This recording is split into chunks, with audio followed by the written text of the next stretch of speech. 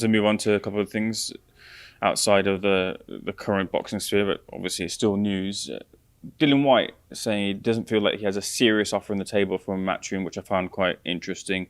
What's the difference in price in terms of his valuation, your valuation for the fight against Anthony Joshua?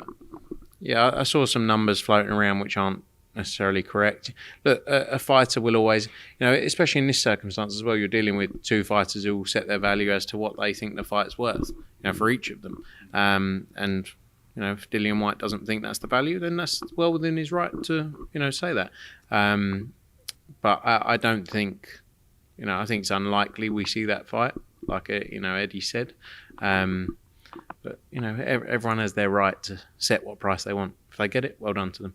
And if they don't, they then have to make a decision as to what they do. What's the level of risk then in terms of then losing him? Look, you'll move for a different opponent for Anthony Joshua, but then you potentially lose having Dillian Whyte on the platform. Dillian Whyte's proven to be someone who can sell pay-per-views with a good opponent on the other end, and potentially another promoter can pick him up. So is there still the interest to field a Dillian Whyte fight on DAZN, or is he likely to go onto a different platform? It all depends on the right fights being there, the right opportunities, and being able to deliver a financial offer that he feels makes sense. Like I say, we all determine our own worth. I could leave tomorrow and say I'm not getting paid enough money. It's up to me, no one else. Same for the fighters. And look, fighters deserve to make as much money as they possibly can because it's a dangerous sport. But there is a value which we all work towards. Sometimes people will overpay. Sometimes people will pay more than, we deem the value to be because they need it for other reasons. So let's see. There's potential with other fights. Like I say, people are talking about is the Chisora. I heard yesterday is the Chisora fight a discussion for Dillian Whyte? Maybe. We all know there's been a lot of talk. Chisora is obviously heavily involved in the Saudi events and discussions. So maybe that's a possibility. I don't know. But we'll see what he chooses to do next. Is there a discussion for Anthony Joshua to be taken on the opposite corner, Jarrell Miller? No. It's not in our discussions right now at all.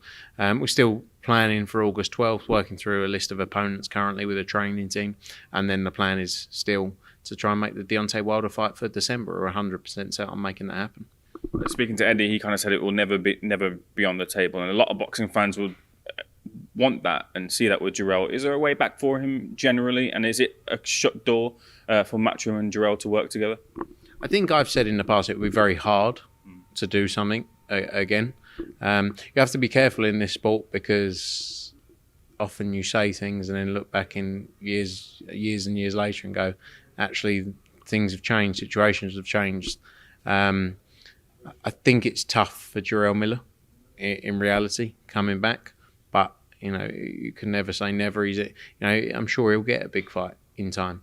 And does he come out and does he do X, Y, Z to sort of apologise or make it right? I don't know, but it's hard to say. I don't think so, and it's my same answer that I said sort of when I got asked maybe a year or so ago, and that's kind of why you probably haven't also seen Jarrell Miller in any big fights since, and I'm not sure he's been in a running for any big fight since, but we'll see. Who are those runners and riders then for Anthony Joshua? Speaking to Andy Lee, he's saying, look, I want Joseph Parker to be in the mix. Nothing stands on the table at the moment. Talk of Ajit Caballel. I heard some whispers of Otto Wallen as well, but who are the names on the list for Anthony Joshua if he's going to take an opponent in between this much mooted Wilder fight? We're going through the list of opponents now. It has to be the right kind of opponent as well if we're planning for the Deontay Wilder fight in December, obviously.